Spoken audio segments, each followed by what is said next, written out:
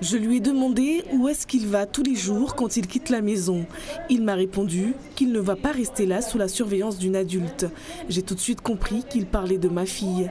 Je lui ai alors dit, tu sais, c'est très facile, va épouser une autre femme parce que moi, je compte bien rester avec ma fille. Des échanges que Douati a eus avec son mari. Le sujet de dispute est selon la maman, sa fille, en situation de handicap. À 28 ans, elle ne marche pas, dépend essentiellement de sa mère et vit au domicile familial. Les hommes ne se préoccupent pas des enfants en situation de handicap. À mon avis, c'est parce qu'ils estiment qu'ils ne vont rien leur apporter dans ce bas monde.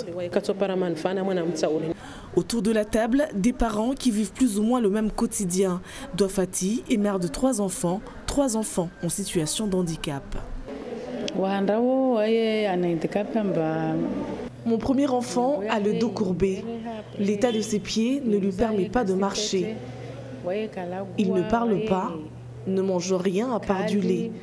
On lui fait sa toilette au lit, il s'habille sur place, on lui met des couches.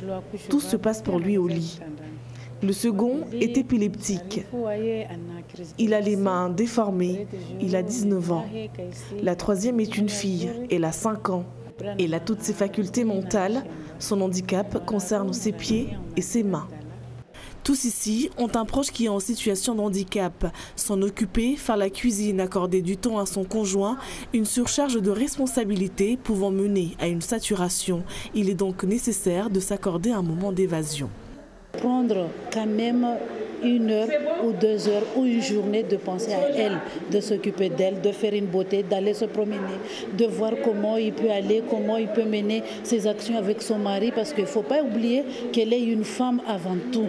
C'est surtout ça, parce que s'il n'y a pas cette énergie-là, du coup, il ne peut pas mener le combat de son enfant. On le sait qu'il y a des couples qui se déchirent à cause de ça, parce que la maman n'a pas le temps, parce que la maman n'arrive pas à avoir le temps de faire ce que le monsieur désire. Des conseils, des encouragements pour des parents souvent enfermés dans un quotidien monotone. Dans ce genre de regroupement, l'ADAPI permet à tout un chacun de s'exprimer, de partager ses souffrances souvent encore taboues à Mayotte.